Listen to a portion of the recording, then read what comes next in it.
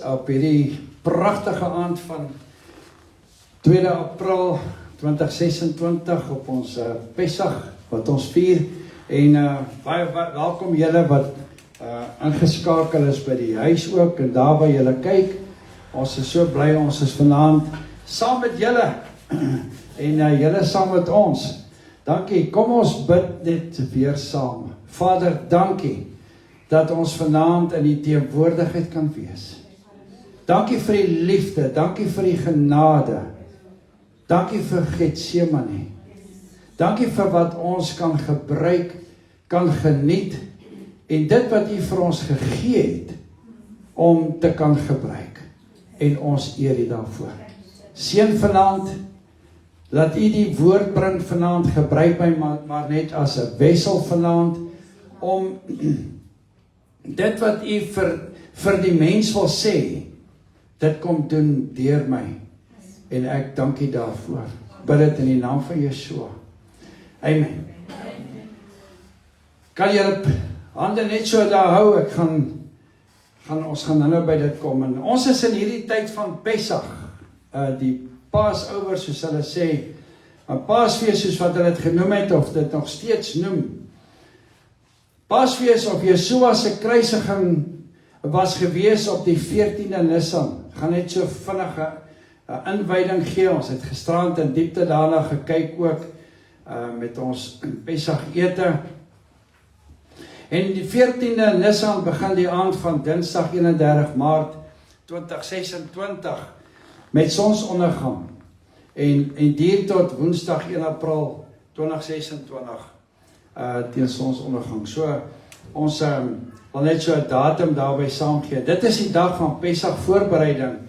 En die dag waaroor die lam voorberei is en die aand daarna begin 15 Nisan, die eerste dag van Pesach.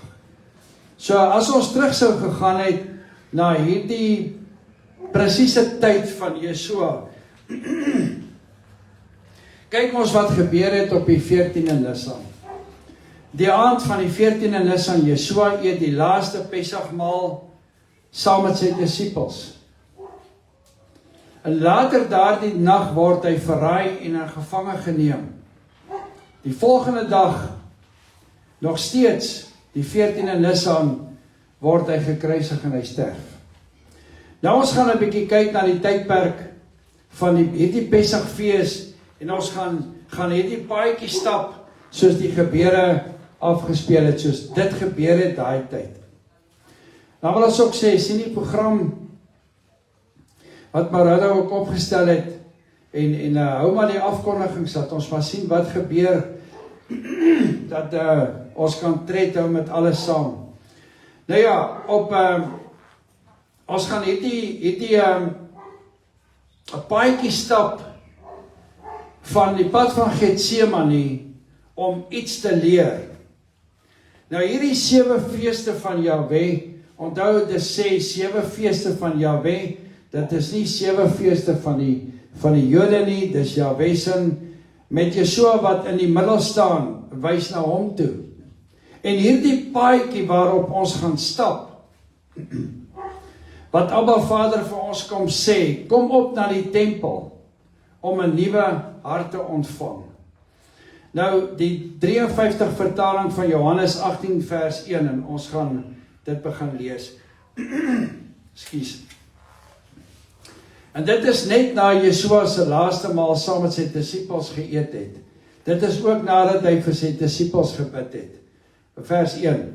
Toe Yeshua hierdie dinge gesê het, het hy saam met sy disippels oor die spruit Kedron gegaan, waar daar 'n tuin was, waarin hy self gegaan het en sy disippels. En Judas, ons weet wie was Judas, né? Sy verraaier het ook die plek geken, omdat Yeshua daar dikwels met sy disippels saamgekom het. En Judas het die afdeling soldate en die dienaars van die owerpriesters en die fariseërs geneem en daar gekom met fakkels en lampe en wapens. En omdat Yeshua alles geweet het wat oor hom sou kom, het hy uit die tuin uitgegaan en vir hulle gesê, wie soek julle? En hulle antwoord hom, Yeshua die Nasareer. En Yeshua sê vir hulle, dit is ek. En ook Judas, sy verraaier, het by hulle gestaan. Toe hy vir hulle sê, dit is ek, het hulle agteruit gegaan en op die grond geval. En hy vra hulle toe weer, wie soek julle? En hulle sê, Jesus, Yeshua, die Nasareer. En Yeshua antwoord, ek het vir julle gesê, dat dit ek is. As julle my dan soek, laat hierdie manne weggaan. Sodat vervul sal word, wat hy gespreek het, uit die wat my gegee het. Ek het niemand verloor nie. En tot daarso, lees ons vanaand.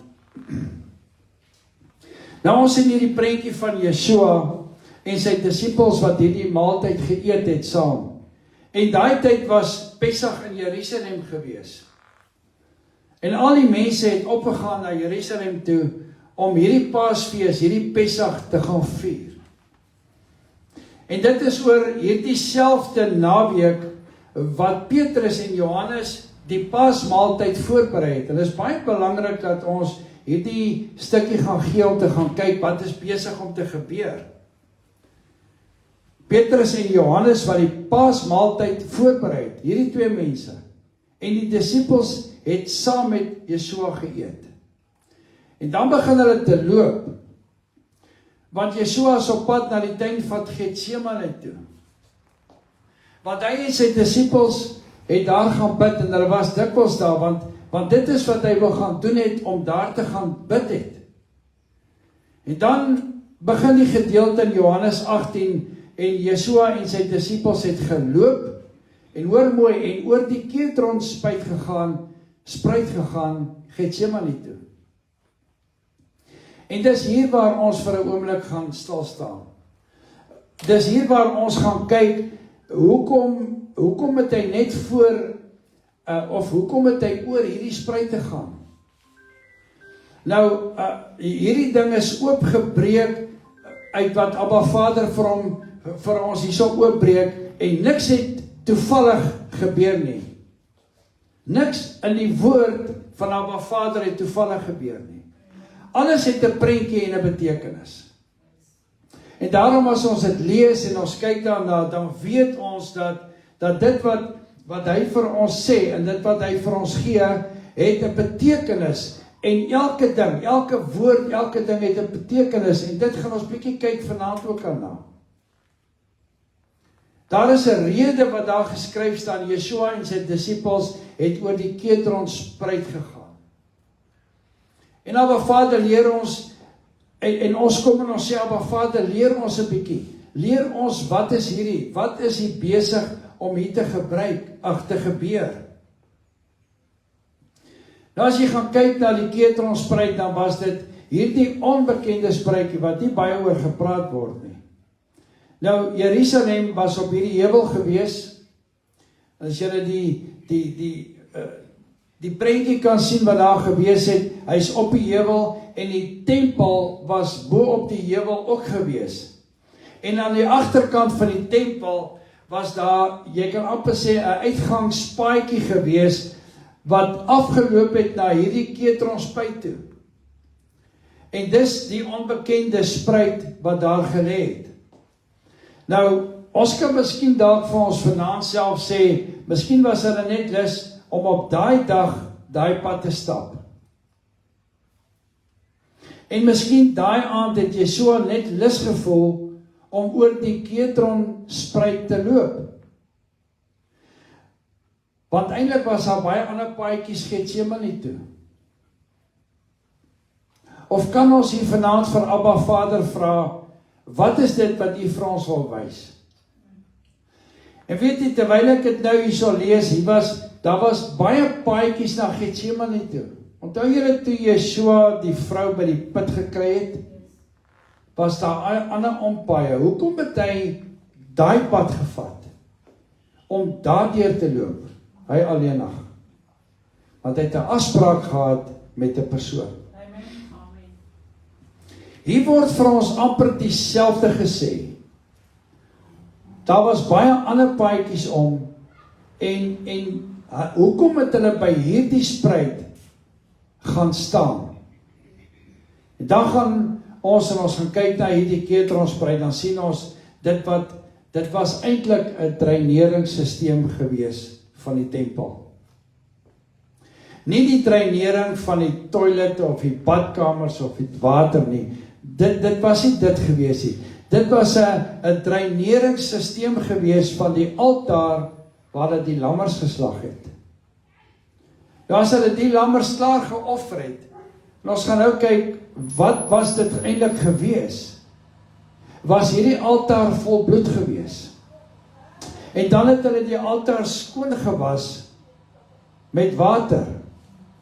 En dan het hierdie water en bloed alles in hierdie system wat gebou is, afgeloop na hierdie spruit toe. En dan het dit ingeloop in hierdie spruit Kedron in. Is dit toevallig? Nou een keer per jaar, elke jaar met Pesach, as jy die geskiedenis gaan lees, dan leer die geskiedenis ons dat op hierdie spesifieke naweek, met die Pesach, met Yeshua se kruisiging, was daar tot 256.000 lammertjies wat geslag was. Want dit was Paasfees en almal het opgegaan na Jerusalem toe. Nou, 265.000 lammertjies wat geslag word, is 'n klomp bloed. En al hierdie lammers is op hierdie plek in die tempel geslag. Op hierdie spesifieke plek. En dan sien jy met Paasfees, die eerste dag, die een dag is die Kedronspruit in vol bloed. Want hy is heeltemal bloedrooi met al die bloed van hierdie lammers, wat afgeloop het in hierdie spruit.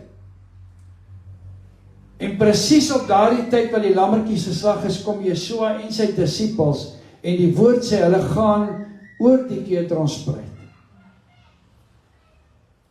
Nou, ek haal 'n stukkie hierso aan wat Prof Gerry hierso ook gesê het. Hy sê, toe ek hierdie goed sien, toe deel Abba Vader twee goed met hom. En ek haal hierdie aan wat hy hierso gesê het, want dit is my so awesome. Want ek wil vanaand vir julle sê, ons is so dankbaar dat daar goed opgeteken is in geskiedenisboeke, dat goed nie weggeraak het nie. Moenie my vra hoe nie, maar dit kom uit dit uit.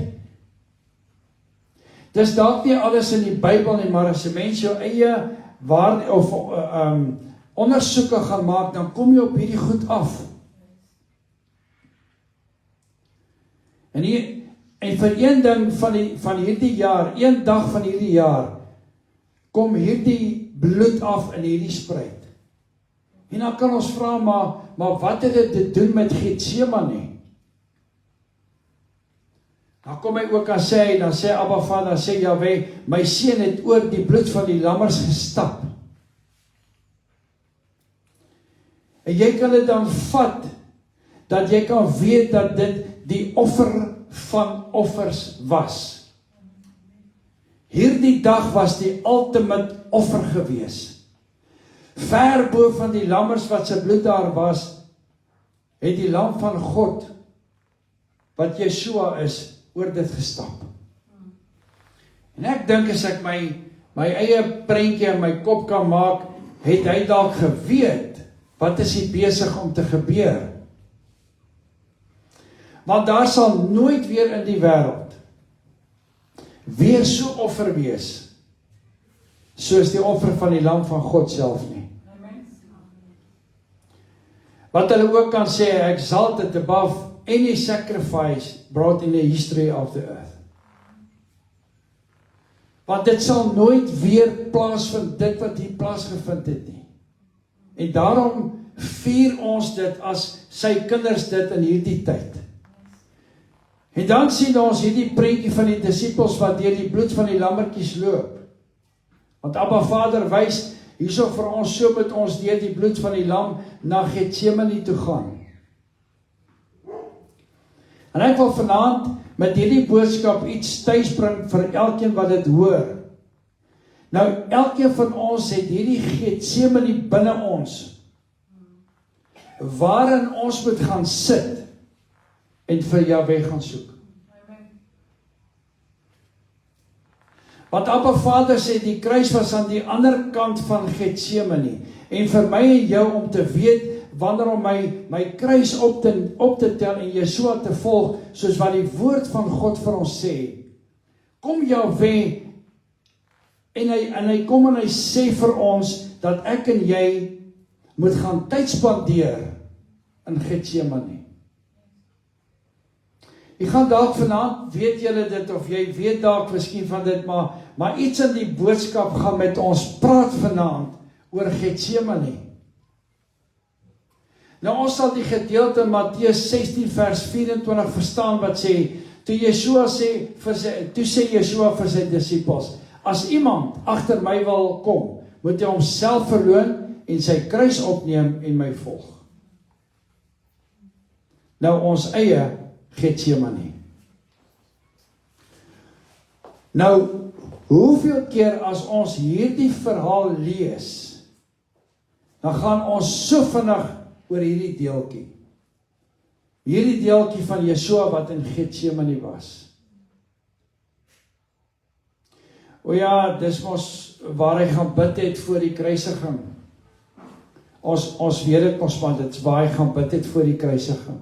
En dit is waar die dinge, waar sy disippels maar aan die slaap geraak het. O, dis waar die plekkie. En voordat hy van die raad verskyn het, dis waar hy gewees het, of hierdie ongeldige hofgeding voor hy 39 houe ontvang het, toe is hy gekruisig. Ja, Getsemane was die tuin waar hulle gaan bid het. En dit is wat ons gesien het. En dit is wat ons dalk ook beleef het, wat hier gebeur het. Nou vanaand wil die prentjie vir ons wys, Getsemane lê eintlik in die fondasie van die evangelie. Daar's baie meer daarin in Getsemane as net Yeshua wat daar gaan bid het. Yeshua se lyding en sy seer het daar begin. En dit sou geëindig het by die kruis, maar dit het begin in Getsemane. Dan kan ons vanaand vra, hoekom Getsemane? Nou in daardie tyd op die Olyfberg, was die Olyfberg vol olyfbome gewees. Vandag is daar omtrent, want hulle het 'n begrafplaas ook al gemaak as, plus minus, daar seker nou al meer, 150.000 grafte daar. Want die kinders van Jahwe sê, hulle wil op die Olyfberg begrawe word, omdat Yeshua sy voete weer op die Olyfberg gaan sit. So, daar is baie van hierdie plek wat grafte geword het daarso. Maar in daardie tyd van Yeshua, toe hy daar geloop het, was hierdie berg vol olyfbome. En daar was 'n klomp tuine gewees. Daar was baie tuine in daai plek. En dan kan ons vra, hoekom hierdie plek? En een van daai tuine se naam was Getsemane. Dis hoekom hulle praat van die tuin van Getsemane. Nou, hoekom hierdie tuin? Hoekom het die seun Yeshua baie keer soontoe gegaan? Hoekom daar? En as jy gaan kyk na die Hebreëse woord Getsemane, dan is dit Gatshemaim, wat beteken olifpres, 'n olyfpers. En dan as jy hierdie prentjie kan sien wat 'n olyfpers was, dit het hulle gebruik om olywe te pers om olie daar uit te kry. En hier kom 'n baie interessante stukkie wat ons gaan deurwerk wat hierso gebeur. En dan as jy hierdie prentjie kan sien van Yeshua wat in hierdie olyfpers instap, wat in hierdie tuin van Getsemane instap. En dis wat Jesaja 53 vers 5 sê. He was crushed for our iniquities. Terwille van ons ongeregtighede is hy verbrysel. Nou Yeshua kom ingestap in hierdie pers in om vir ons sondes verbrysel te word. Jy weet, as ons deur hierdie tyd gaan en ons dink aan, dan sê ons, ja, ek weet dit. Dis 'n ou storie, ek weet dit. Kan ons vanaand net presies weer daar kom staan, wat het hy deurgemaak. En dan begin hierdie prentjie, hierdie gedeelte vir ons 'n baie ander betekenis te kry. Want Yeshua stap binne in daai pers en hy stap binne in Getsemane met die wete dat hy weet wat gaan hier gebeur. Kan ons begin indink, ek wil hê terwyl ons daarna sit en kyk of sit en luister om net jou fokus in te kry en te begin dink, sit jou in daai situasie. Om te begin dink wat het gebeur. Hy stap in hierdie olyfpers in om vir my en jou se sondes verbrysel te word. En dan begin hierdie goed vir ons 'n ander betekenis maak.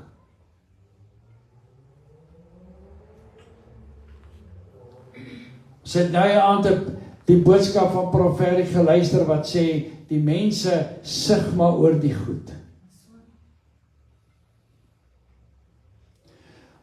Dit wat ek vanaand hierso vir julle vertel, weet elkeen van ons. Dis hoekom ons hier sit. Maar het ek en jy al die ervaring gekry? Kind Marada was bevoorreg om in 2010 in Israel te gewees het en ons was by die tuin van Eden, tuin van Getsemane. Atmosfeer wat net daar aankom.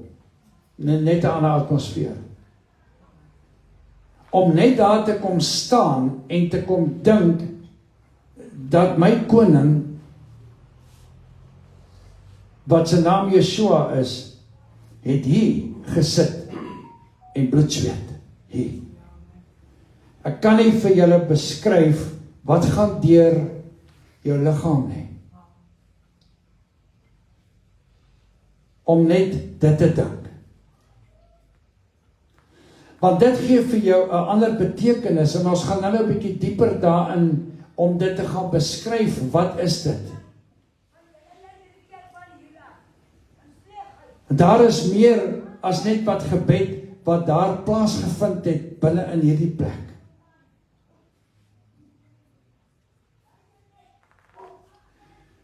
Wat weet julle, in daai tyd het die olyfboom vrug gegee vir die mense en middele gegee toe dit gecrush is.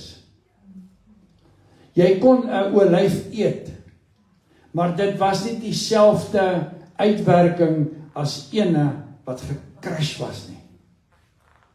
En hierdie olyf was meer as net 'n vrug.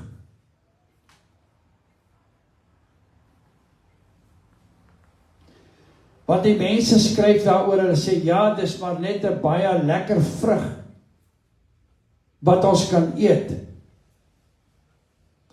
But the highest value appears when it is crushed in a press.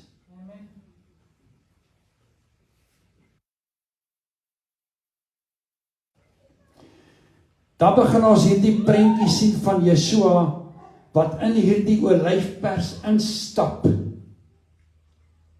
om op die ou einde uit te kom by die kruis waar hy moet wees.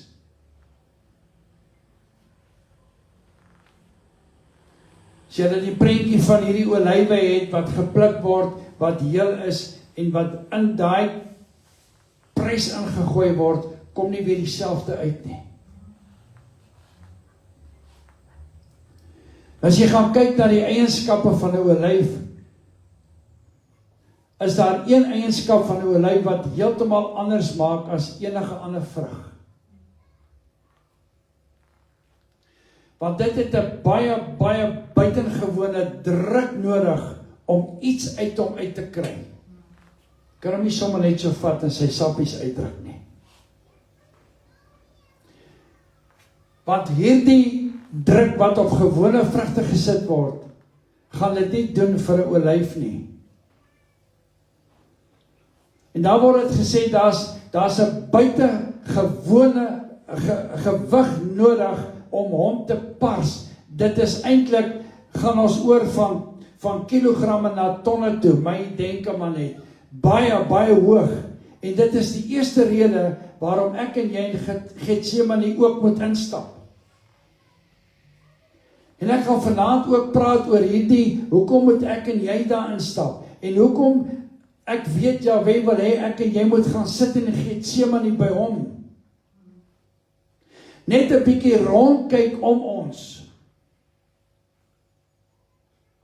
Want wanneer hulle olywe gepers het in Getsemane, waar die tuin sy naam vandag gekry het, hulle 4 keer hierdie olywe gepers. Was nie sommer net 1 keer nie. Die eerste keer het hulle die suiwerste olie uit hom uitgekry. En hierdie olie het hulle gebruik in die tempel van genesingsdienste wat hulle gehad het.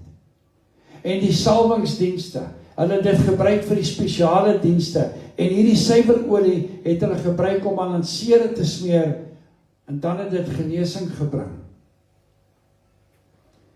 En dan kan ons begin sien, hoekom het Yeshua in hierdie pers kom en gesê, Vader, druk my in mekaar sodat daar genesing kan plaasvind vir my kinders. Hy is bereid om daar te gaan sit en gaan sê, druk my in mekaar vir mense waar ek en jy is, wat 2026 jaar na dit, hier is nog steeds dieselfde. 1 Petrus 2:24 sê, deur sy wonde het daar genesing gekom vir ons. Dan kom ons wat besig is dan sien ons wat besig is om te gebeur binne in hierdie tuin van Getsemane. Dit was nie sommer net wat ek en jy in die Bybel lees en sê, hy daar gaan bid, en ja, hy het bloed gesweet, en ja, hy het uitgekom nie. Daar het iets daar gebeur, wat baie groot betekenis het vir my en jou. En wanneer hulle die eerste pers klaar gedoen het, om olie uit te haal, dan het hulle die olywe vir die tweede keer gepers. En hierdie olywe is gebruik, hierdie olie is gebruik om te kook en om mense te voer.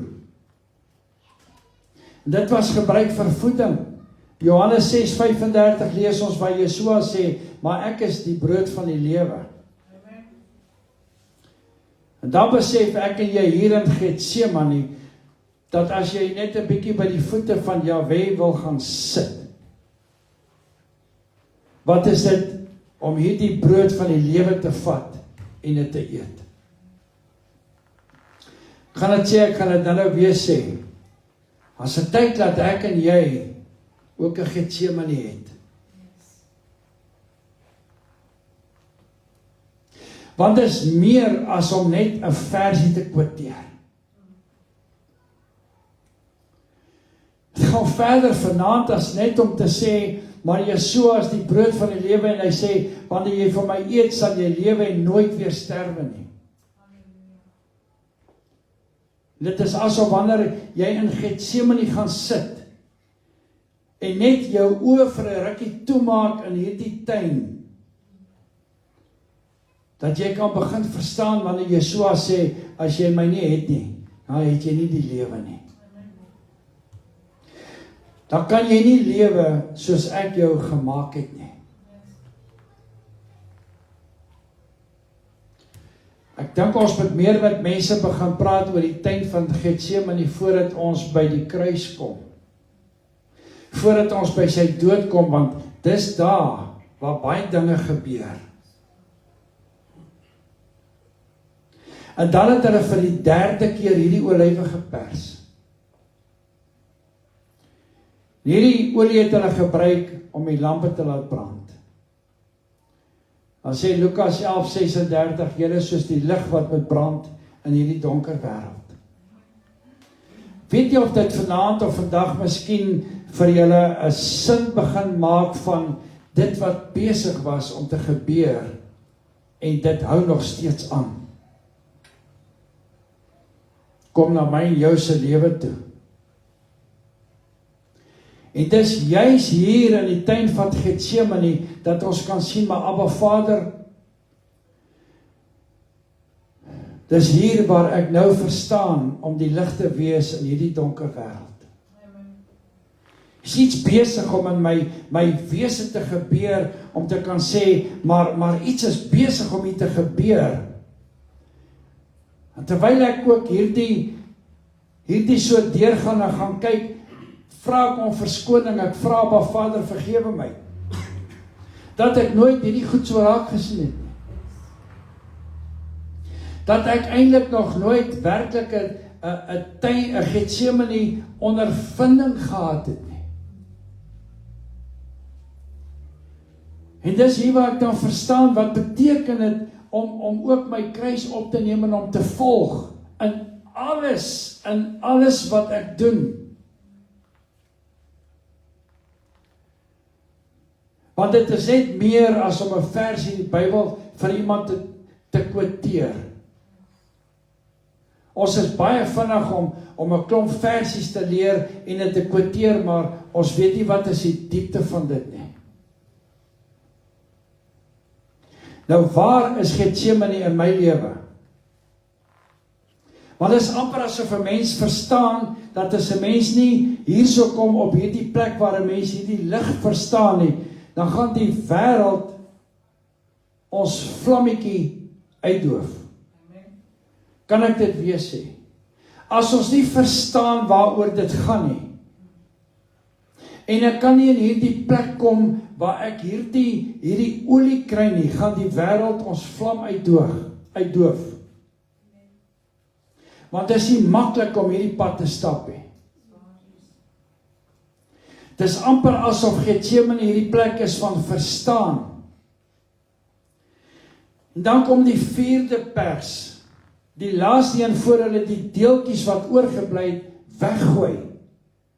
Die 4de keer wat hulle hierdie olyf gepars het hulle hierdie olie gekry wat hulle in seep gesit het. Dis wat die mense gebruik om hulle self te reinig, hulle self te was. En dan begin ons hierdie prentjie sien van hoe Yeshua in hierdie olyfpars aangeloop het.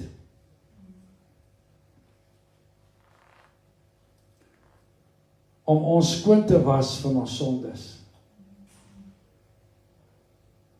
Wat sê Lukas 1 vers 7, wat sê vir ons? En dan begin ons, of wat Lukas 1 vers 7 vir ons sê, dit wat ek nou daar gesê het, en dan begin ons daai van Johannes 17:14 sê, my kinders is nie meer van hierdie wêreld nie.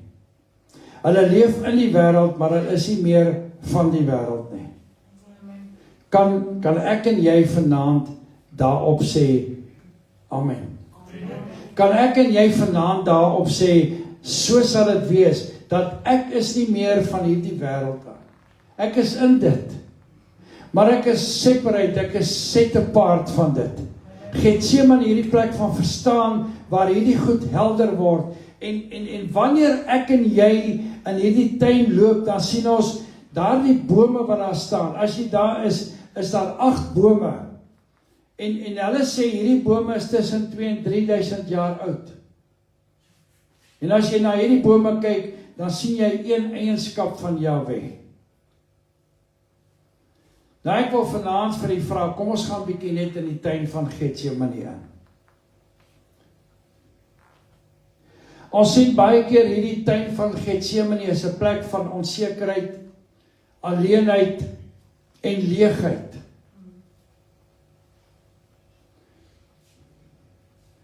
En Abba Vader kom vanaand en hy kom sê vir ons, dis eintlik die plek waar jy met my konnekteer. Dis eintlik die plek waar jy by my kom sit, waar ek en jy met mekaar kan praat. Dis waar ek en jy op 'n stadium van ons lewe moet gaan sit, asof ons iets verstaan wat ons op die aarde moet doen.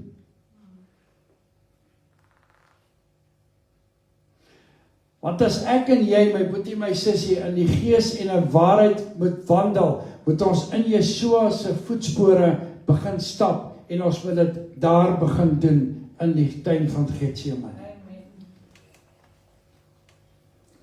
En ek en jy moet baie keer ook baie versigtig wees om te sê, ek sal in die voetspore stap, is ek bereid om dit te doen?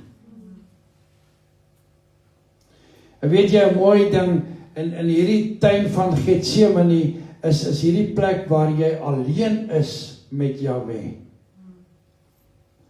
Weet jy, ek het baie gedink toe Moses op die berg opgegaan het, en 40 dae met Jahweh gesit het, hoe bevoorreg was hy gewees, alleenig, set apart. Ons gaan 'n bietjie nou kyk, waar is Getsemane in my en jou se lewe? Ek gaan hier begin invat in Getsemane in, dat jy gaan begin sien waar ek en jy gaan begin leef in hierdie plek. Want in Getsemane, in hierdie olyfberg, is daar net plek vir een. Net plek vir een, Here. Jy kan niemand saam met jou vat nie. Weet jy of julle dit verstaan nie, maar toe ek hierdie sien, toe kry ek 'n beklemming ook om my hart. Jy's alleenig. Toe Yeshua daar staan en sy disippels daar gesit, en hulle het gaan sit en slaap, en hy was alleenig daar. Want dis wat hy vir ons, Yeshua vir ons kom illustreer, toe hy saam met sy disippels instap, en hy sê vir hulle, ek beveel julle om te wag, hierdie is die plek waar jy alleen voor Abba Vader kom sit. Het ek en jy, ek gaan hierdie vraag dalk miskien 'n paar keer vra, het ek en jy al 'n Getsemane gehad? Het ons al werklik daar kom sit op hierdie plek? Nou ons is begin, ja, ek het al op Getsemane gaan sit, maar het jy regtig? Maar wat ek nou ook hier gesê, dis op hierdie plek waar Moses die volk agtergelos het, gesê ek los julle, ek loop op na hom toe, ek wil in u teenwoordigheid wees, ek wil die stem hoor. Dis waar Yeshua gewees het, in die tuin van Getsemane, om daar met sy Vader te gaan praat. Te gaan sê, is dit werklik so? Is dit tyd?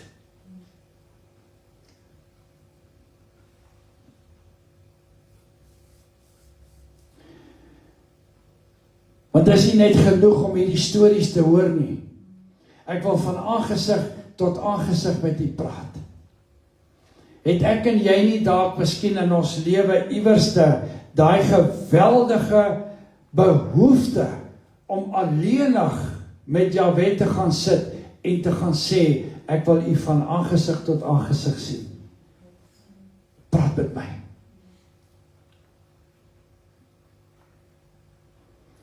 En weet julle wat? In Getsemane is die plek wat jy agterkom, dat mense kan jy nie meer help nie. Jy is nou op jou eie. Ek wil vanaand vir jou vra, het jy al so gevoel? Niemand kan my meer help nie. Het jy al so gevoel? As jy kon voel op 'n plek, maar ek is alleenig. En alwaar ek my kan oprig is om my hande op te lig en sê, Abba Vader, net u weet. En dis waar Yeshua ook gewees het. Dit help nie ek draai na mense toe nie, want hulle kan niks vir my doen nie. En dit is op hierdie plek waar ek my afhanklikheid van Jahweh besef. My boetie, my sussie, besef julle wat besig om te gebeur. Daai plek. Wat jy gaan besef, dis hier. Weet jy wat ervaar ek? As iemand besig is om te sterf, is die familie daar, en baie keer staan hulle buite, dan is dit hulle en God, of daai persoon wat daar staan, en sy skepper. Hy is alleenig besig om deur hierdie doodskade weer te gaan. Dit is hoekom Psalm 23 sê, al gaan ek deur hierdie dal, al gaan ek deur hierdie dal van doodskade weer, wie gaan my help? U stok en u staf gaan my vertroos. En dis hier waar ek stil raak voor Abba Vader. En dit is my en jou plek van Getsemane. Dis waar ek en jy as kind van Abba Vader moet kom sit, meer as gereeld, om daar te gaan sit en gaan sê, Abba, wat wil jy vir my sê? Kan ek het vanaand sê, en ek het die boldness om het te sê, oor die lig. Hoekom moet ons hardloop na profete en profetesse toe, om by hulle te hoor, wat wil Jahweh vir my sê? Hoekom gaan jy nie Getsemane toe, en gaan sit jy daar, en gevra vir hom wat alles weet, vertel my, hier is ek. Hier staan ek voor u. Afsonder, alleenheid. Ons gaan nou by 'n paar ander goed kom. Het jy al probeer om alles rondom jou af te sit? Jou kamerdeur toe te trek, of in die tuin uit te gaan, of in die veld in te stap, waar geen musiek is nie, geen boeke, geen telefone, geen mense, niks is rondom jou nie, niemand is rondom jou nie, om net te gaan sit in die teenwoordigheid van Abba Vader en te wag. Het jy dit al probeer? Het ons dit al regtig probeer? Daar gaan sit en nie gedink het, ek wonder, is dit alright by die huis, of is dit alright? Ek weet ek moet dalk begin klaarmaak, miskien soek hulle my. Afgesonderde tyd, in Getsemane, om daar te gaan sit en sê, Jahweh, hier sit ek. Ek meld aan vir diens. Yeshua het dit gedoen. En toe al die goed op hom kom, ons gaan hulle nou hanteer, het daar bloed uit hom uitgeloop van hierdie druk op hom. Het julle al daai druk gehad? Hierdie plek van stil wees en wag op hom. En die tweede tree van Yeshua waarin ons stap wanneer ons in die tyd van Getsemane aankom, om dit te probeer verstaan is wanneer ons stil is voor hom en gebed verstaan. Dit is wanneer ek daar kom en ek is stil voor hom en ek verstaan my gebed. Nie hierdie afgerammelde goed nie. Nie hierdie lyntjies en dingetjies wat ek sê nie, of my sonnaarskool gebedjie wat ek sê nie, maar daai plek waar jy lê voor Jahweh se aangesig en sê, ek weet nie meer wat om te bid vir hierdie situasie nie. Ek het nie meer antwoorde vir hierdie situasies nie. Ek kan nie meer hierdie goed deurgaan nie.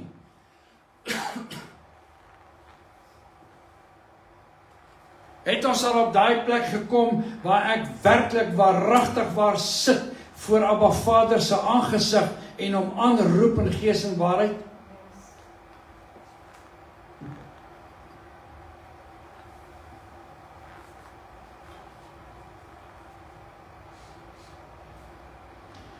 Het ons al 'n plek gekom waar jy vir Jahweh sê, ek kan nie meer langer hiervoor bid nie.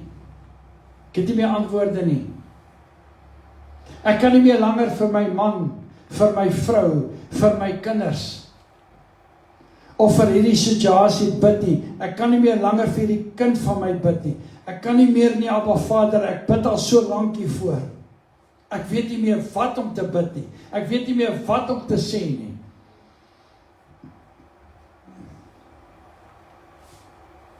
Dis dan daar wat Jahweh sê, kom saam met my in Getsemane in.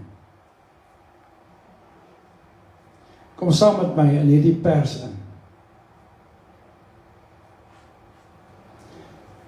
Dis ook hier waar ek en jy kan sê, maar Abba Vader, hierdie beker is te erg. En dis waar Yeshua dit ook gesê het. Die woord sê, wanneer ek bid, sal hy my gebed verhoor.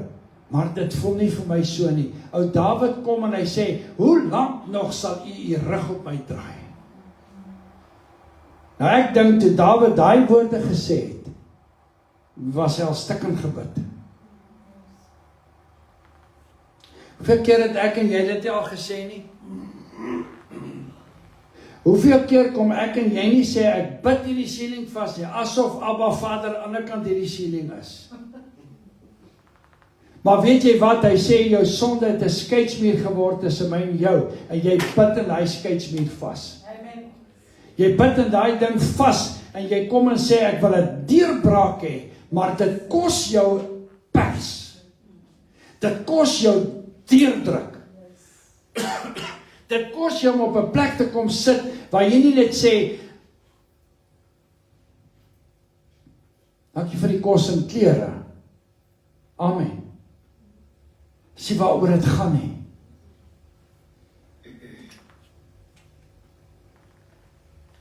Jy sien, ons as kinders van Jahwe kom en ons is in hierdie baie belangrike tydperk van Pessach. En ons gaan maar net in. Ons mense gaan maar net, ons mense wil nie opoffer vir dinge nie. As ek praat van ons mense, praat ek van ons mense, ons kinders van Jahwe. Wat alles kan een kan sit en gaan sê, maar ek gaan Getsemane toe. Is ons daar? Wat hou my vas? As so baie dinge wat my vashou. En partykeer kan ek dit eintlik vanaand op hierdie plek sê, waar ek kan sê, Vader, sit my in die pers en druk alles uit wat nie van U af is nie. Amen.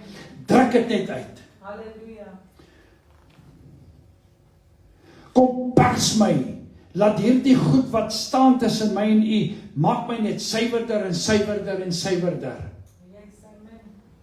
Dit is miskien maklik om dit te sê, maar is ek en jy daar, dat ons dit kan sê.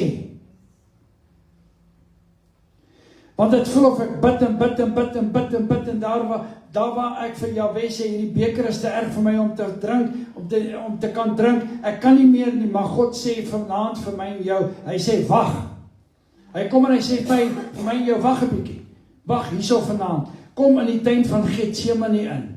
Jy bid so, maar kom, jy staan eintlik buitekant, kom staan hierso, en wanneer ek en jy in die tuin van Getsemane sit, kan ons uitroep, Abba Vader. Dan kan ons daar kom, as ons daar sit, dan kan ons daar sê, Abba Vader, wys my, wat ek nie verstaan nie. Halleluja. Ek is nou hierso, wys my. Getsemane is hierdie plek wat ek die antwoorde en sy wil hoor oor my lewe. Dis die plek wat ek gaan verstaan. Wanneer ek sê, U wil nie, of U wil en nie my wil nie. Kan ek dit weer sê? Dis die plek waar ek my antwoorde hoor. Dis die plek waar ek sy wil hoor vir my, sy wil, nie my wil nie. Sy wil vir my lewe, dis hoekom ek daar sit. En dis die plek waar ek gaan verstaan, wat beteken dit, as ek sê, U wil, en nie my wil nie. Ek wil vanaand vir jou sê, kind van die Allerhoogste God, oppas, as jy sê, laat U wil geskied in my lewe, en jy bedoel dit nie. Want jou wil, en Jahwe se wil, is toe nou nie dieselfde wil nie. Het julle al gesien hoe protesteer 'n perd, as hy aan 'n tou is, en hy wil die kant toe, en daai ou het hom net vas. Hy spring, en hy bokspring, en hy maak allerhande geluide, as om in die plek te hardloop wat hy moet wees. En daai ou staan net stil, en hy hom vas, en daai ding hardloop in die ronde, totdat hy moeg is. Dan begin hy opby. Sien, baie keer hardloop ek en jy so in die ronde, en Abba Vader staan net daar, en hou jou net so vas, en hy sê hardloop, hardloop. Halleluja. En terwyl jy hardloop, lag hy vir jou. En hy sê, jy dink jy's taaf, nee, kom hardloop. Totdat jy moeg is, en by hom gaan sit en sê, want jy sien, hy kom en hy sê vir jou, my wil vir jou is iets anders, nie om in die ronde te hardloop nie. Ek het 'n wil vir jou, my wil vir jou. En dis daar waar ek dit kon verstaan, wat beteken dit as hy sê, my wil.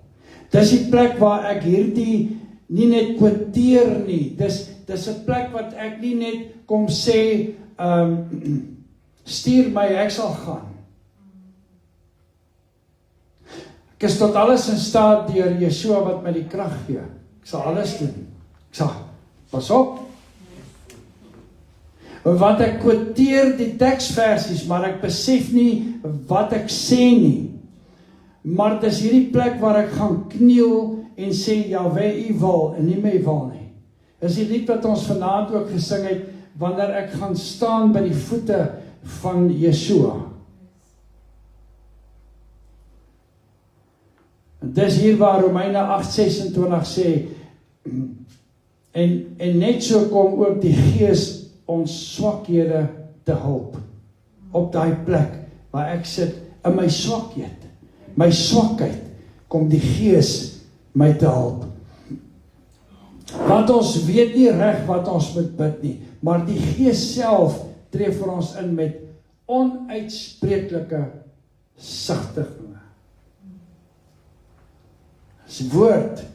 Die oomblik wanneer jy daar sit en jy het nie meer woorde nie, jy het nie meer dinge nie, dan kan hy nou sê, die Gees kom tot jou hulp.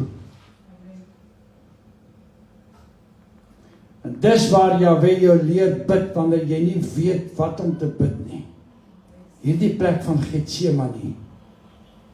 En die stil wees voor hom, sodat Jahweh my kan leer. Dis die plek wanneer gebed meer word as die regte ding om te doen. En dis hier waar gebed verby dit beweeg en hierdie brandende begeerte in jou binneste word.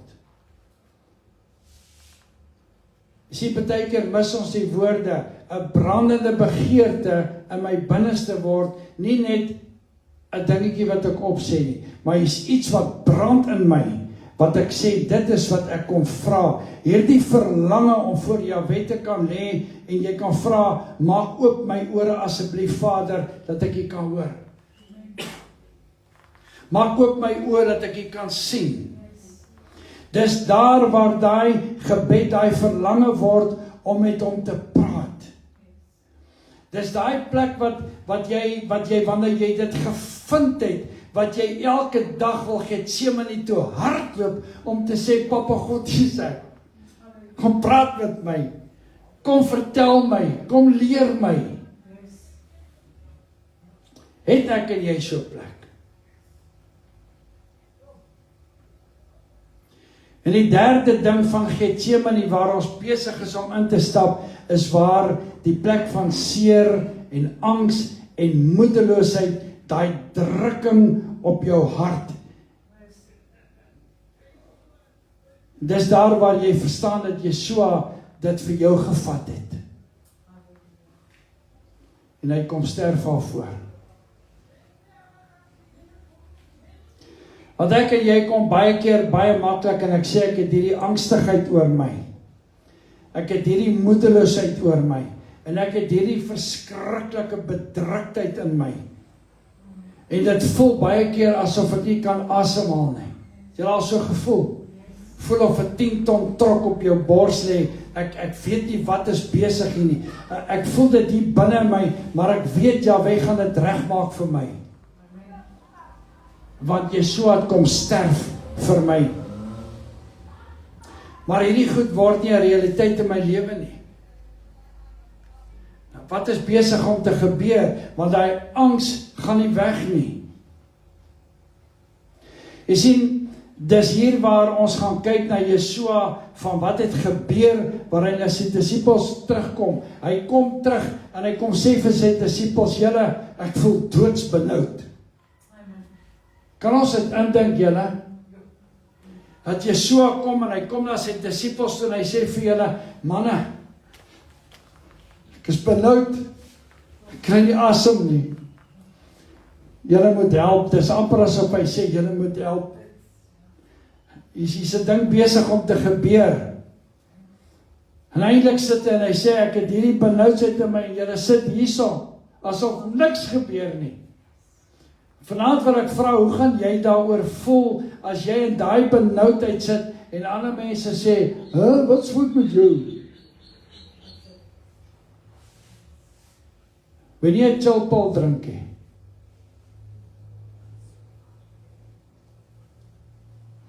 Dit was nie net vrees wat Yeshua gehad het om dood te gaan nie.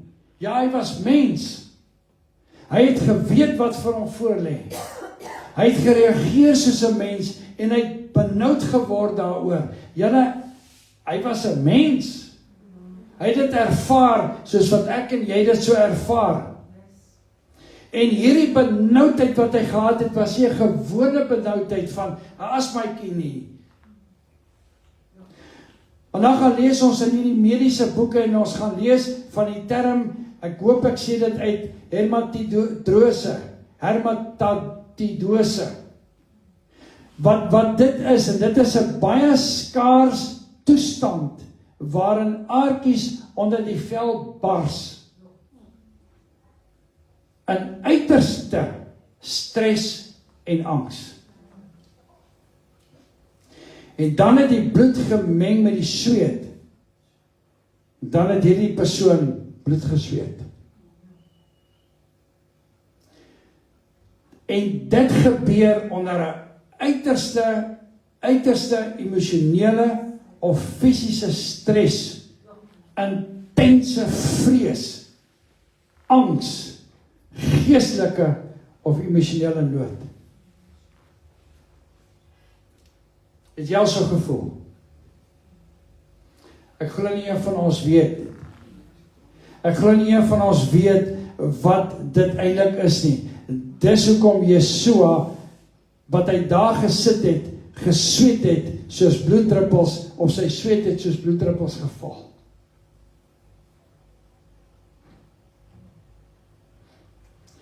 Elkeen van ons wat hier sit, het al vrees belewe in jou lewe. Maar het jy dit al so belewe? Kan ons verstaan, of net kan begin verstaan, wat het hy vir my en jou deurgegaan, en deurgemaak? Ja, dis maar oké. Hy het ons opgestaan, dis reg. Maar wat het hy vir my en jou gedoen, voor dit? En nou kom ek agter, die was iets anders te besig om te gebeur, en as jy verder gaan aanlees van hierdie toestand, van hy siekte toestand, dan sê dit, he can so easily lead to death. Dit kan so maklik oorgaan na dood toe. So hier in hierdie tuin van Getsemane, Jesua was 'n fisiese sterk jong man, en hy was in sy vroeë 30's, en dit weet ons. En hier kom hy in en nog niemand het 'n hand op hom gesit nie. En hy slaap besig om te bloei. Hy slaap besig om te bloei onder daai druk, want hy is binne in hierdie olyfpers. Besig om die druk van die sonde van die wêreld op hom te neem. Julle, ek wil nie dramaties klink vanaand of ietsie. Maar ek probeer vanaand 'n punt maak van dit wat besig was, wat ek en jy as mens, maar sommer net so afgewater het, en die kerk het dit afgewater, en predikers het dit afgewater, en hulle het maar hulle ding uitgewerk en gesê, hy was in Getsemane, hy het bloed gevloei, bloed gesweet, en hy's daar vanaf op, en hy het sy houe gekry, en hy's asof niks gebeur het eintlik werklik nie. Jy sien, dit is eintlik tyd wat ek en jy weer in 'n diep perspektief moet gaan sit en dink, wat het gebeur? Kan jy jou indink? Het jy al gaan prentjies maak in jou kop of gedagtes gaan kry om dit te probeer verstaan? Ons kan nie, want ons weet dit nie, maar ons kan gaan sit en gaan sê, ek wil my dalk in daai posisie sit om dit te verstaan. En ek wil vanaand vir jou sê, kind van God wat jy luister en wat jy sit, as jy hierdie ding verstaan, gaan jy sonde vermy. En jy gaan jou lewe omdraai in 'n heiligmakingslewe, want iemand het bloed gesweet vir jou, dat jy nie meer dit kan speel nie. Dat ek en jy nie kan kom speel en gaan sê, ag vergewe my, het ons gesterf in die kruis en het opgestaan, en dit is reg. Baie dankie, vergifnis werk toe, maar môre kom jy en dan gaan doen jy dit weer. En elke keer wanneer jy dit doen, is jy besig om te sondig voor die Heilige. En jy is eintlik besig om weer om in Getsemane te gaan sit. Dis my woord nie, dis wat ek sien. Want wat het dit vir jou beteken?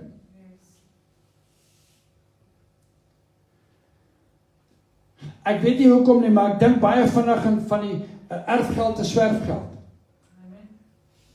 Oupas en paas het ons hard gewerk om hulle geld by mekaar te maak, en nou kom oupa en hy erf dit, en hy koop vir hom Ferraris en Maseratis, en daai geld val deur sy hande soos niks, maar hy het vergeet, hoe hard is daar gesweet vir daai geld wat hy vermors. Ok, julle het dit. Hoe hard het Yeshua gesweet vir my en jou, en mors ons dit. Kom ons maar net en ons sê, ok, maar daar is vergifnis. Hoe diep kom ek en jy, en ons waardeer dit, om te sê, maar hier is 'n duur prys, wat vir my betaal is. Dis waarna ons as mens kom kyk, wat gesê het, maar ek verstaan dit nie, Abba Vader. Want dit kon nie lekker gewees het nie, waar die seun gegaan het nie. Dit kon glad nie lekker gewees het nie, as ek hierdie angs en hierdie benoudheid van Yeshua kan verstaan, dan verstaan ek die woord wat sê, maar hy het dit gevat, sodat ek en jy nie nodig het om dit te dra nie. Amen. Halleluja! So kan eintlik jy opspring vanaand en jubel en juig en sê, dankie, dankie, dankie, dat daar iemand was, wat vir my in die bres getree het. Yeshua wat amper gesterf het van angs, en waardeur het hy presies gegaan?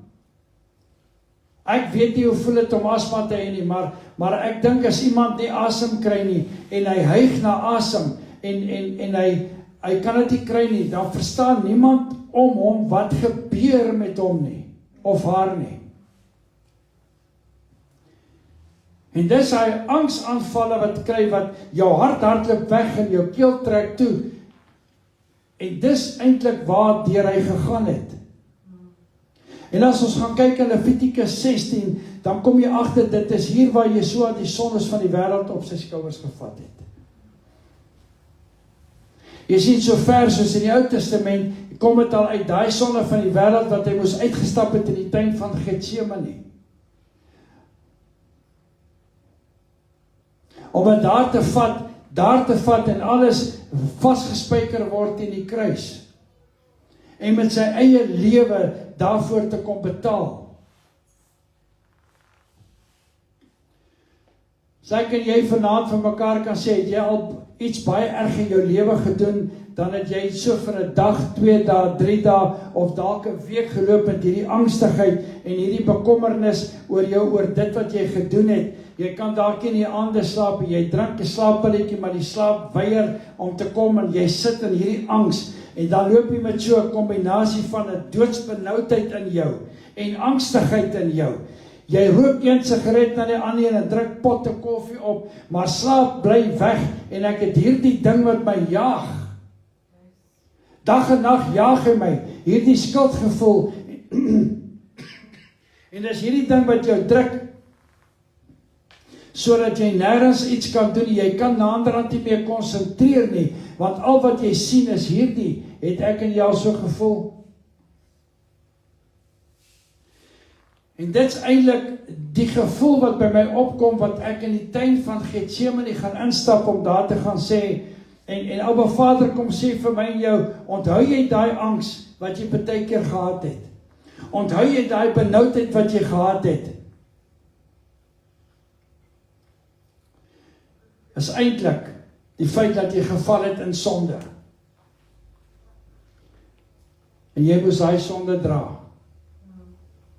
Is eintlik die tyd waar jy iets gedoen het, jy het geld gesteel, en jy het goed onnodig gebruik, en jy het dinge gedoen wat jy nie moes gedoen het, en jy is uitgevang, en nou moet jy betaal daarvoor.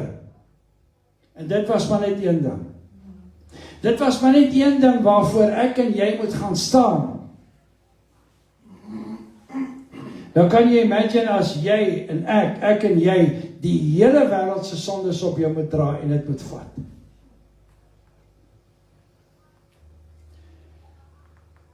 En jy sit daar so wat hy gesit het in Getsemane, en hy sit daar, en hy sê, Abba Vader, gee dit vir my.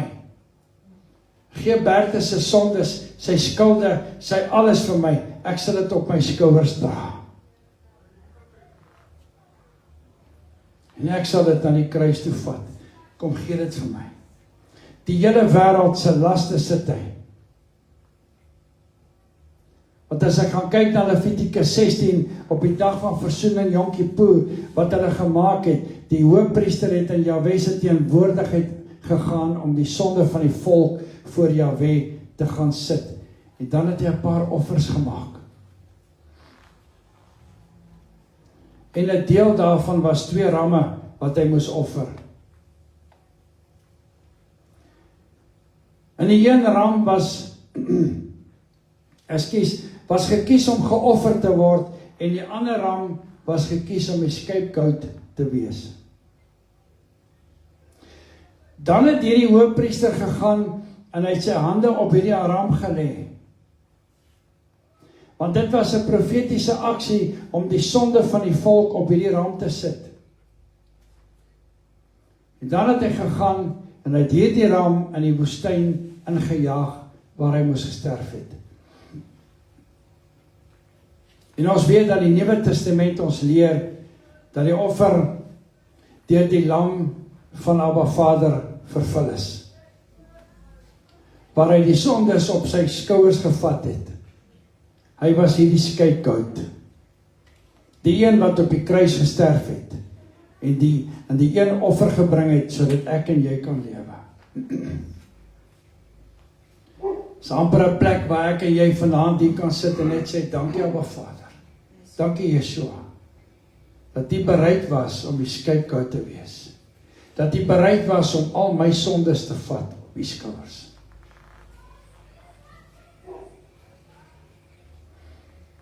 As ons gaan dink in die tyd voor die kruisiging, was dit die tyd hierdie, waar Yeshua hierdie goed moes gehanteer het en gevat het.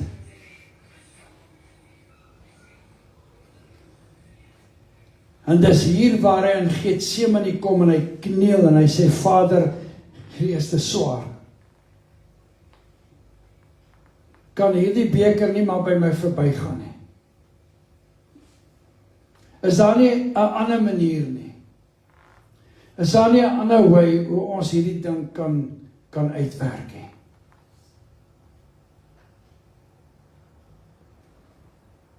Want hy weet wat besig is om te gebeur. Hierdie vernietigende gewig in Getsemane, sodat ek en jy dit nie nodig het om te dra nie. Ek wil 'n vraag hierso vra. Hoekom draai jy aan jou laste? Soos baie keer mense sien loop, dan sien ons so hang hulle skouers. Maar die las wat hulle dra is so swaar. Hulle gesigte hang. Hulle oë hang, hulle gemoed hang, hulle is moedeloos. As Yeshua gekom het en gesê, hoekom draai jy dit? Ek het dit al, gee dit vir my, ek sal dit dra. Ek sal dit vir jou vat. Kom sit hier die hartseer op my. En dis daai druk wat hom doodsbenoud gemaak het.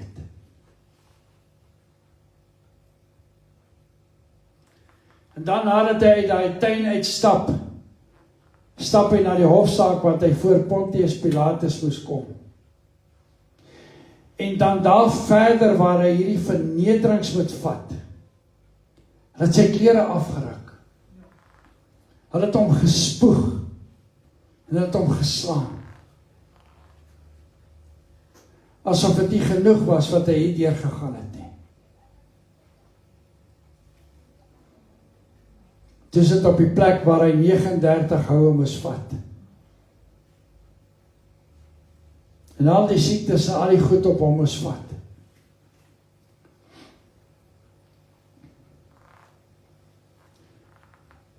Nou hier kom 'n stukkie, as ek emosioneel raak, vergewe my.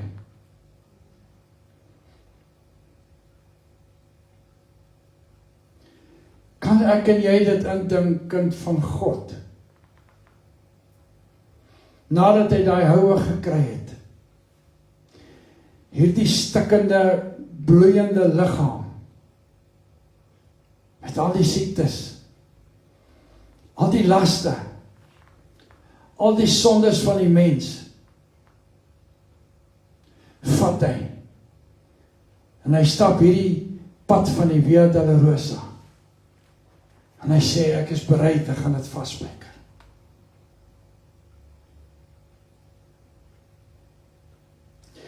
Hy het nie net gestap nie, stikkend geslaan, bloeiend. Het ons al gedink, terwyl hy daar gestap het, met die kruis wat op sy blaaie stikkend geskuur het, en die mense het hom gespoeg en gespot, en hom daar goed aangegee, wat het hy gedink, wat het deur sy gedagtes gegaan? Ek dink die een gedagte van hom was, wat hy gekyk het en gesê, ek merk jou, as ek voor my Vader kom, ek merk jou. Hy het dit nie gesê nie. Hy het heeltyd in daai pyn, het hy geloop en gesê, Abba Vader, vergewe hulle. Vergewe hulle. Hy het hulle gekyk met liefde, want hy het hierdie las van my en jou met liefde gevat. Nou wil ek vanaand kom en kan sê, hoekom vertrap ons dit?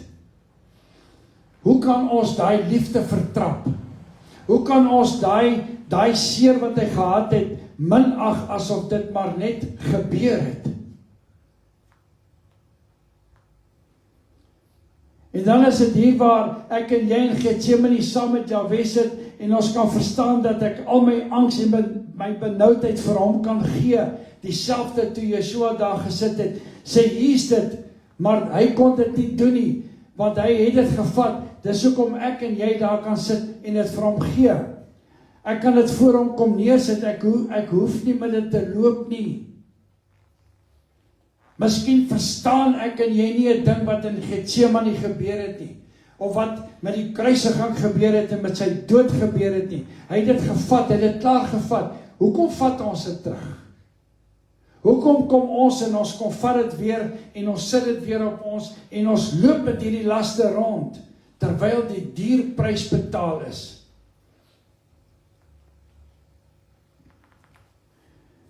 Want jy sien, ek het nie meer nodig om met hierdie angs en benoudheid en seer te loop nie. Ek kan dit vir Abba Vader gee en sê, dankie dat Yeshua dit gevat het. En dan wil ons kom by die voorlaaste plekkie waarin Jahwe my en jou vat in die tuin van Getsemane. En ek kan op daai plek kom wat ek kan sê, maar ek besef, dis daar waar ek kan sit en kan stil raak met God. Wanneer ek alleen voor hom kom sit en niemand saam met my is nie. Jy sien, ek het dit in die begin gesê en iets het begin gebeur tussenin, hier kom sê ek dit weer, dan is dit hier waar ek my krag kry, in stilte voor God. Dis hier waar ek my vrede kry, in stilte voor hom.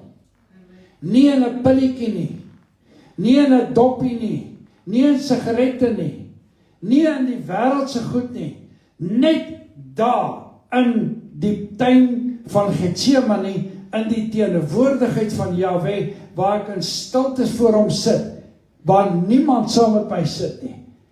Nie my man nie, nie my vrou nie, nie my kinders nie. Nie my telefoon nie, nie my hondjie nie. Ek en hy. Ek en my Skepper. En hy kom en hy sê vir jou, ek wil dit vir jou doen. Nou ek en jy praat so baie maklik van die woestyntydperk in my lewe, wat ons sê, ek gaan in my woestyn in, en so min gaan stop ons in die Getsemane tyd, set apart time.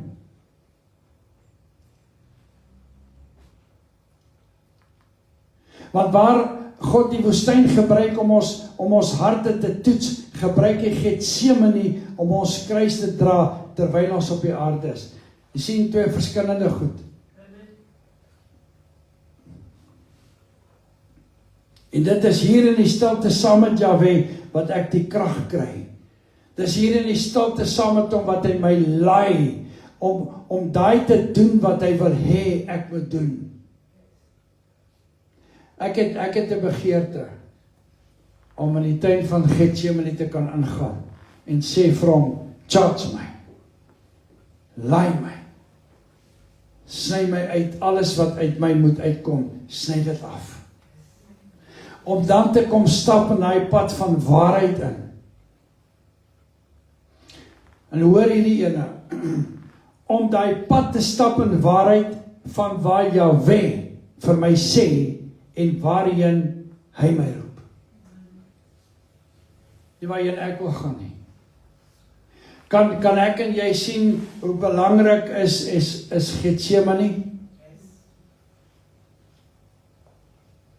Waar hy wil hê, jy moet gaan. Nie jy wil gaan waar jy wil nie.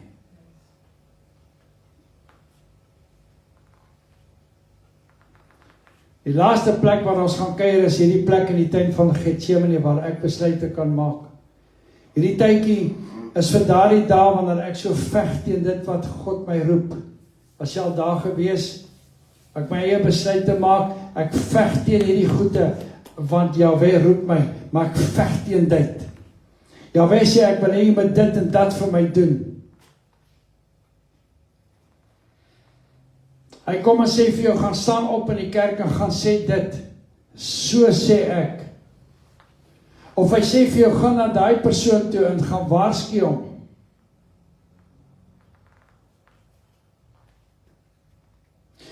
En dan kom ek en jy sê, dis reg, gee my net tyd. Gee my net tyd, asseblief. Ek wil net so 'n bietjie na my dagboek kyk, want ek is baie besig. Ek wil net so 'n bietjie na my beplanning kyk. Maar Vader, ek is nog nie reg nie. Wanneer iemand tussentyd iemand anders te stuur nie, want hulle is dalk reg. Ek is nog nie goed toegerus nie. Ek het nog nie dit en dit en dit gedoen nie. Ek kan nie so lekker praat nie. Ek het nie genoeg kennis nie. Ons kom met 101.000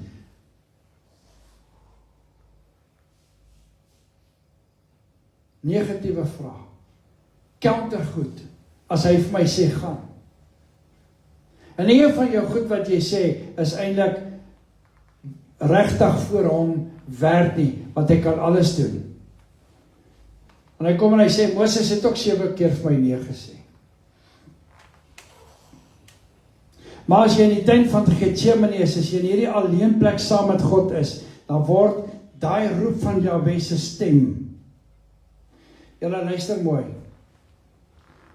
As ek in hierdie tuin van Getsemane is, en ek is stil met hom, dan word daai stem te hard om te ignoreer. Jy sien, as ek besig is met my dagtake, is daar ander goed wat die stem van Jahwe verduister. Maar as ek alleenig is, dan word dit 'n bulderende stem in vergelyking met die stilte. In die oomblik toe Moses in sy Getsemane instap, daai stil raak en alleen wees voor Abba Vader, toe sê hy, Abba Vader is reg, ek sal gaan. Bel dan vir diens. Nou Getsemane is nie net 'n plek van onsekerheid, alleenheid en probleme en leegheid nie. It's a place of connection with God. It's 'n plek waar ek gaan gekonnekteer word in hom.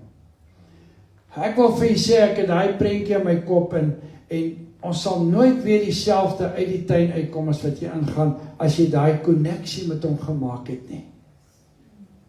Dan kan ek 'n vraag vanaand hierso vra, wanneer gaan ek en jy dit doen? Wanneer gaan ons daai koneksie doen, wat ons hier vanaand voor gepraat het? Wanneer gaan ek daai plek waar ek stil gaan sit en wag op Abba Vader?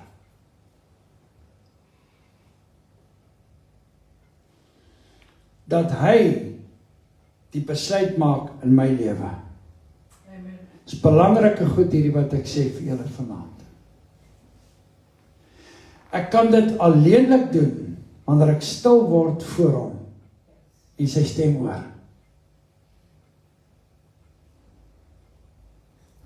Want Getsemane is ons voetpaadjie ook na ons kruis toe, ook na ons plek toe.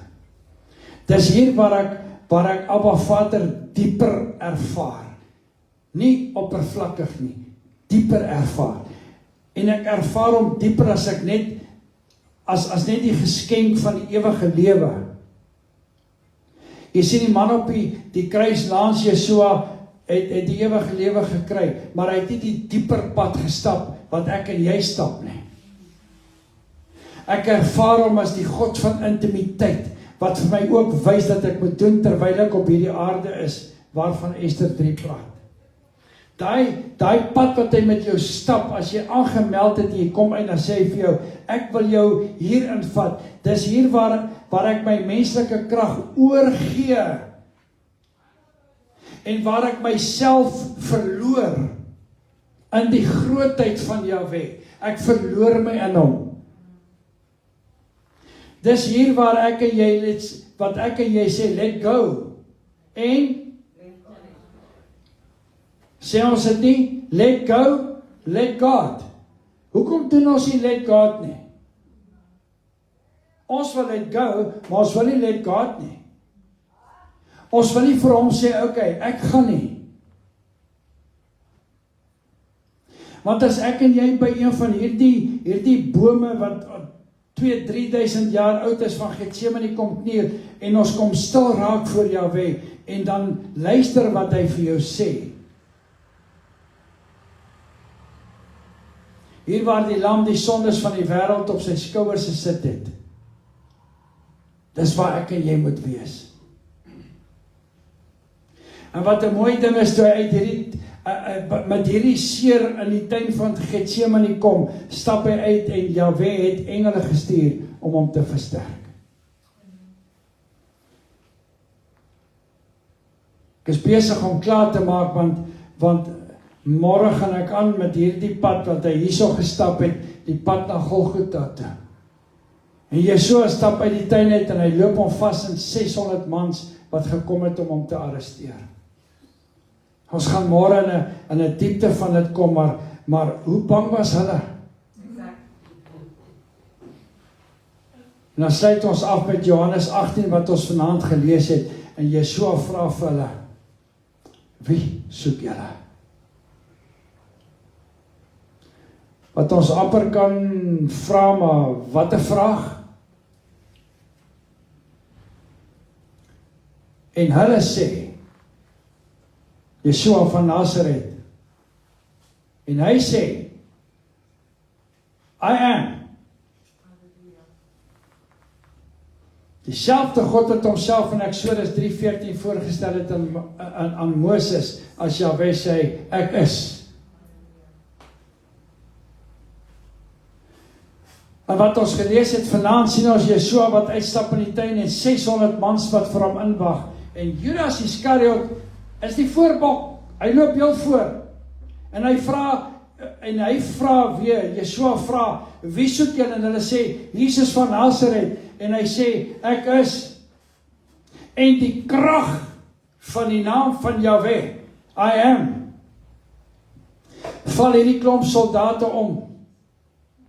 Die woord wat ons vanaand gelees het gesê, hulle het agteruit gedeins en hulle het agteroor geval.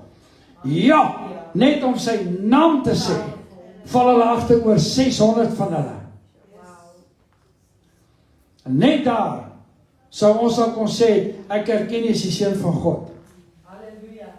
As dit nou met my so gebeur het, ek was een van die soldate, so ek daar uitgehardloop en gesê, wow, dis hy, I am. Want wat 'n krag het al so gekom, dat 600 soldate agteruitsteier en neerslaat. Want net deur 2 woorde, ek is van 600 mans agteroor, en vanaand wil ek daar vir jou sê, weet jy wat, as I am opstaan in jou probleme, dan slat jou probleme agteroor. As jy na hom toe kom en jy bring dit voor hom,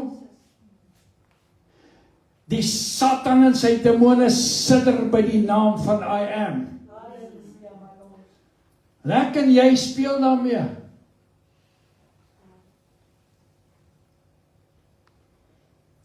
Lekker jy kom by 'n plek wat ek en jy as kind van Jahwe kan sê, I am, het my gestuur. Jahwe kom roep my hier in Getsemane in, hierdie Pesach, roep hy ons in oor die Kedronspruit, deur die bloed van die lam, om te stap in Getsemane in. Tyd om stil te raak voor hom. Is tyd om daar te kom en te sê, Abba Vader, dankie vir die bloed. En dis waar hy opgaan in die tempel, waar God sê, receive your new heart. Ek wil vanaand vir jou sê, weet vandag dat Jahwe jou geroep het vir iets baie, baie spesifieks en baie spesiaal. En ek is klaar, dis hier in Getsemane, waar ek die krag kan inasem. Die Ruach HaKodesh, die asem van Abba Vader kan inasem. Selfde asem wat hy in Adam ingeblaas het. Dieselfde asem wat hy in my en jou inblaas, dat jy kan opstaan in 'n oorwinning. En waar ek daai asem ingeasem het, en waar ek voor Abba Vader kan sit en sê, terwyl ek die worries afpak oor my kinders, terwyl ek die worries afpak oor my man, oor my vrou, my werk, my besigheid, my gesondheid,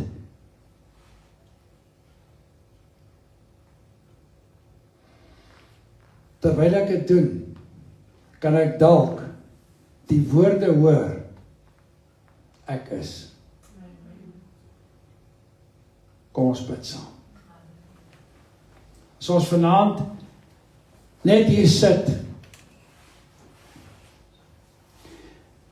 en vanaand kom staan en gaan sê, dankie dat ons voor I am kan staan. En ons het die wonderlike geleentheid vanaand om saam met mekaar verbondsmaal te kan gebruik. Dat ons weer hier kan kom staan by die tafel wat ons kan sê, dit is die liggaam, dit is my liggaam en dit is my bloed.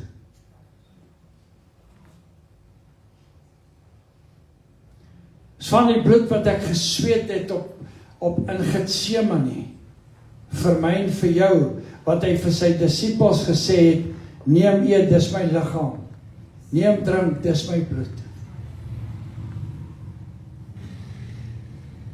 Dis waar ek en jy vanaand kan staan, as die ene wat kan sê, Abba Vader, dankie, Yeshua, dankie, dat U vir my gesterf het. As ek dan elkeen vanaand kan uitnooi na die tafel toe, en kan dink,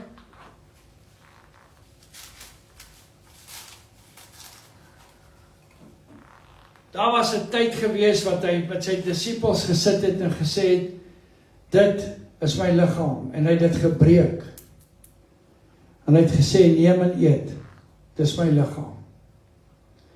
En ons het vanaand gesien, wat het hy deurgegaan, hierdie liggaam, ek en jy, Kan ek en jy vanaand dalk met nuwe oë kom na dit toe en gaan sê dankie vir wat U vir my gegee het.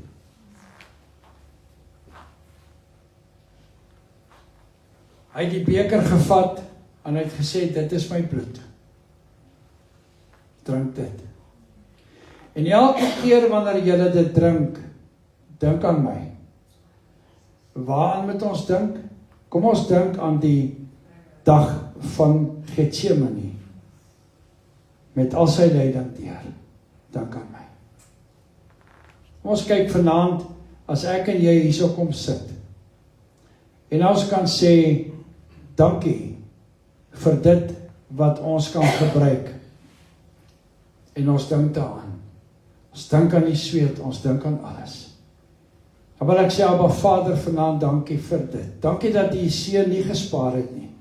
Yeshua, dankie dat U ten spyte van alles deurgegaan het vir my, sodat ek vry kan wees in alles. En ons eer U daarvoor. Amen. Amen.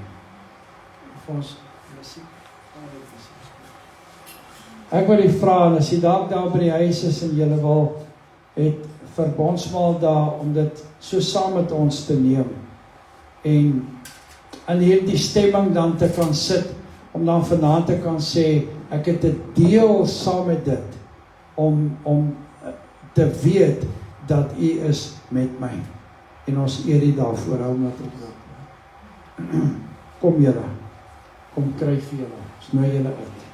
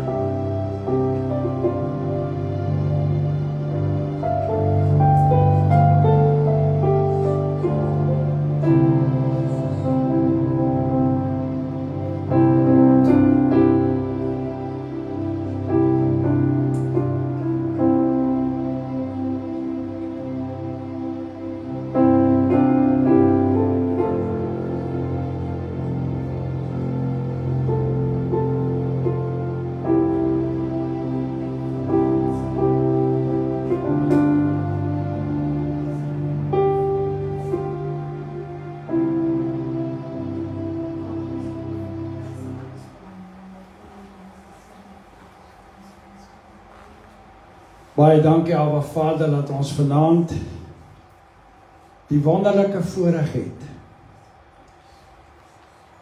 om deel te kan hê van U liggaam. die brood en aan die bloed. Die teken. Bid dat ons die ernstigheid van dit vanaand verstaan.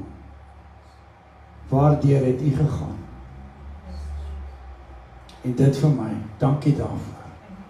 Dankie. Mag die vrede van Abba Vader met elkeen van ons wees. Mag sy liefde julle bedek. Mag sy aangesig oor elkeen van julle skyn. En mag ons aangesig nooit wegdraai van sy aangesig af nie. Mag hy altyd waak hou oor ons en ons in sy weë wandel. Shalom vir julle. Vrede. Goeienaand.